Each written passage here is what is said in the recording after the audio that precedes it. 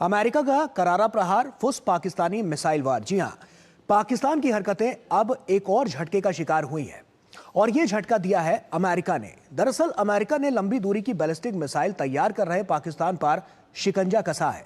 America ने ballistic missile तैयार कर रहे एनडीसी समेत 4 संस्थाओं पर प्रतिबंध लगाया है।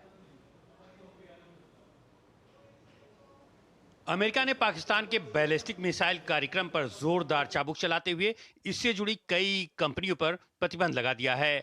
अमेरिकी विदेश विभाग ने कहा है कि पाकिस्तान से लंबी दूरी तक मार करने वाली मिसाइलों के प्रसार का खतरा मंडरा रहा है और इसी को देखते हुए 4 पाकिस्तानी संस्थाओं पर पाबंदी लगाने का फैसला किया गया है। आरोप है कि ये कंपनियां महाविनाश के हथियारों के प्रसार में शामिल हैं। बैलिस्टिक मिसाइल तैयार करने वाले निकाय नेशनल डेवलपमेंट कॉम्प्लेक्स एनडीसी के अलावा कराची के Akhtar and sons private limited, affiliates international और रॉकसाइड इंटरप्राइजेज शामिल हैं। एनडीसी ने कई कंपनियों से मिसाइल परीक्षण और मिसाइल बनाने के लिए पुर्जे हासिल किए हैं। इसमें बैलिस्टिक मिसाइल लॉन्च सपोर्ट में इस्तेमाल होने वाला विशेष व्हीकल चेसिस भी शामिल है।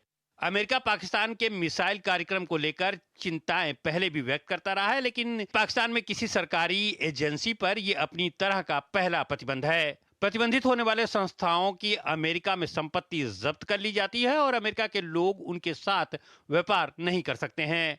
अक्टूबर में अमेरिकी वाणिज्य विभाग ने पाकिस्तान के बैलिस्टिक मिसाइल कार्यक्रम का समर्थन करने वाली 16 कंपनियों को ब्लैकलिस्ट कर दिया था। इससे पहले सितंबर में पाकिस्तान के परमाणु मिसाइल कार्यक्रम में शामिल होने पर चीन और बेलारूस की संस्थाओं पर भी प्रतिबंध लगा चुका है। पाकिस्तान ने अमेरिका के इस फैसले को दुर्भाग्यपूर्ण और पक्षपाती बताया है। पाकिस्तानी विदेश मंत्रालय ने कहा है कि फैसले से सैन्य असंतुलन बढ़ेगा, जो क्षेत्रीय स्थिरता को नुकसान पहुंचाएगा।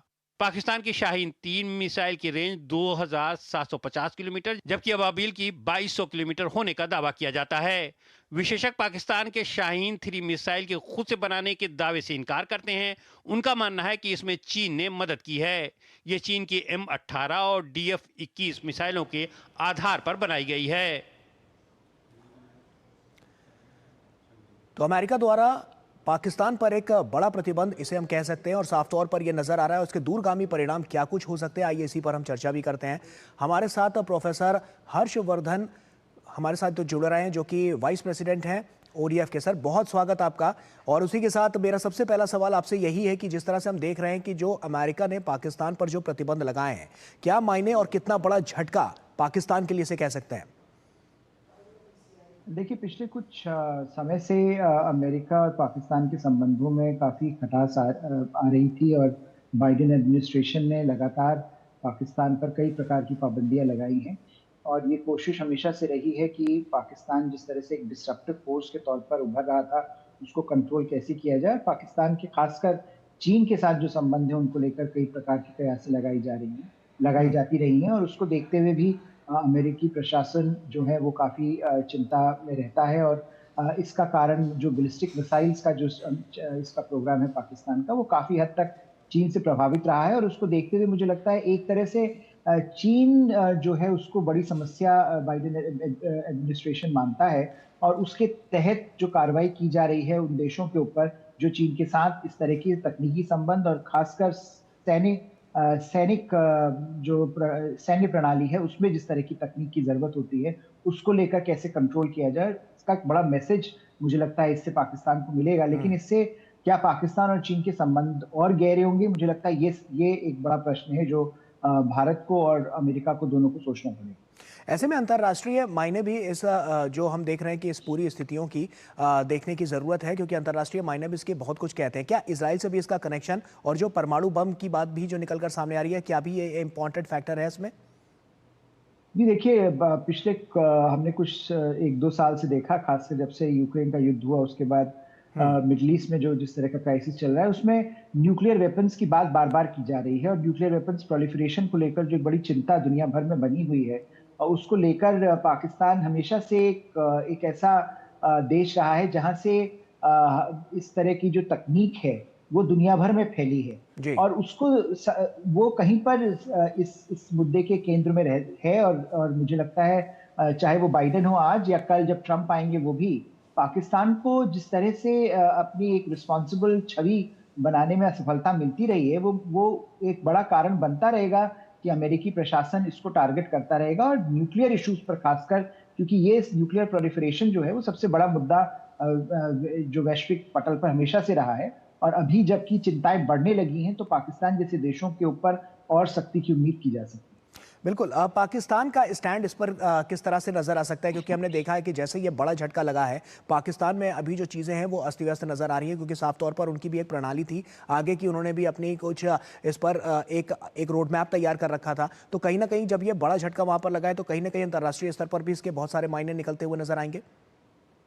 जी बिल्कुल, मुझे लगता है कि पाकिस्तान की जो, और खासकर जिस तरह से पाकिस्तान की सेना ने अपने आप को पाकिस्तान के केंद्र में रखकर अपना कारोबार किया है, और जिस तरह से सेना की क्षमता जो लगातार कमजोर होती जा रही है, क्योंकि सेना ने किसी और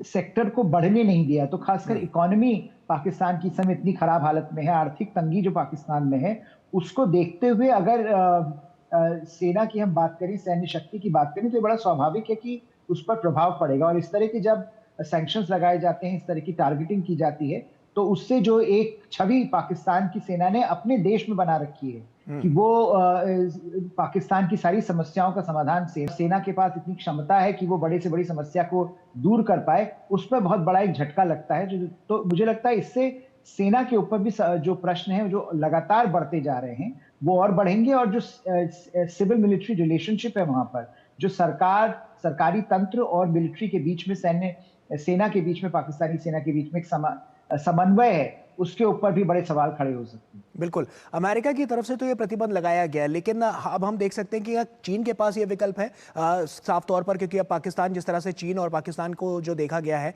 बीते समय से, लगातार हम देख रहे हैं कि उनमें जो संबंध हैं वो किस तरह से नजर आ रहे हैं। और इसके बाद अब ये जो स्टेप उठाया गया है, तो उसके बाद क्या लगता है कि यहाँ से कोई दिशा और दशा बदलती हुई नजर आएगी पाकिस्तान और चीन को लेकर?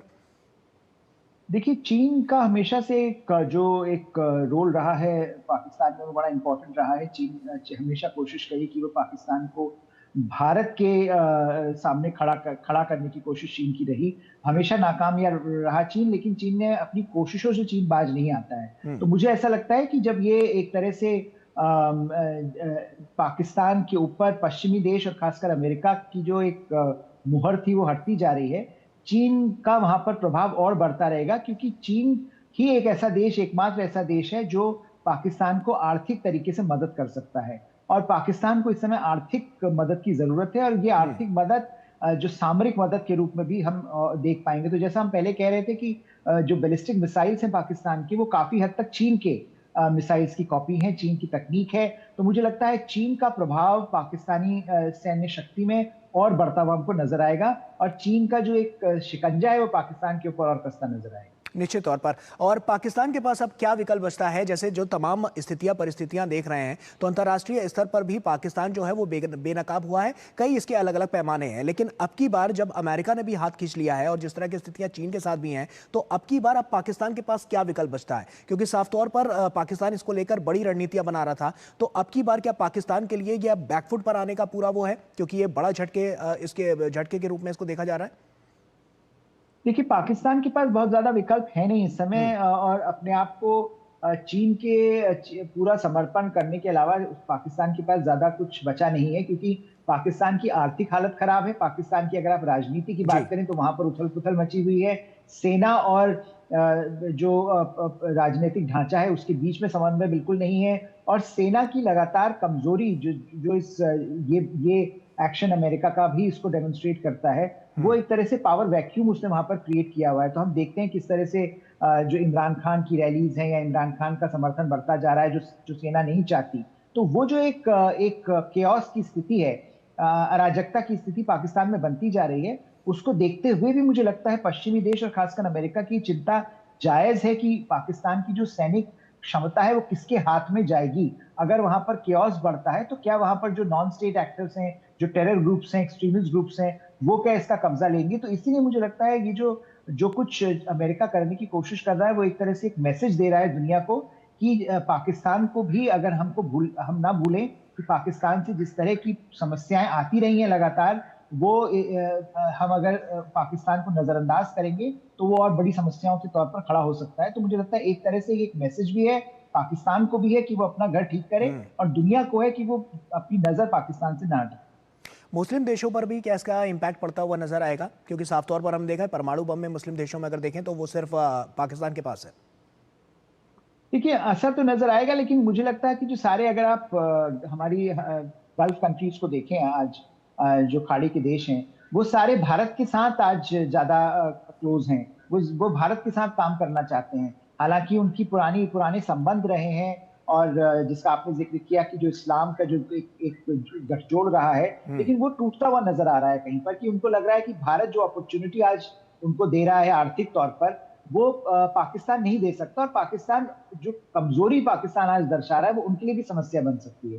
तो मुझे लगता है जो मुस्लिम देश भी हैं, इस्लामिक देश भी हैं, वो भी काफी हद तक अपनी स्ट्रैटेजी को, अपनी पॉलिसी को रीअसेस कर रहे हैं, और भारत जो उभरती हुई शक्ति बनकर आज उभर रहा है, उसके साथ अपने संबंधों को बढ़ाने की कोशिश कर रहे हैं। तो इसलिए पाकिस्तान और भी ज्यादा अप्रासंगिक होता नजर आना बड़ा स्वाभाविक है पाकिस्तान। निश्चित तौर पर। हर्षवर्धन जी, आप बने रहिए हमारे साथ, क्योंकि यहाँ वक्त एक छोटे से ब्रेक का हो गया है, और ब्रेक के उस पार जब हम लौटेंगे तो रूसी राष्ट्रपति व्लादिमीर पुतिन ने क्या दावा किया है और किस तरह का दावा किया है और कैसी चुनौती अमेरिका और पश्चिमी देशों के सामने पेश की है, इससे रूबरू कराएंगे। एक छोटे से ब्रेक ले रुके हैं, जल्द हाजिर होते हैं। बढ़िया है।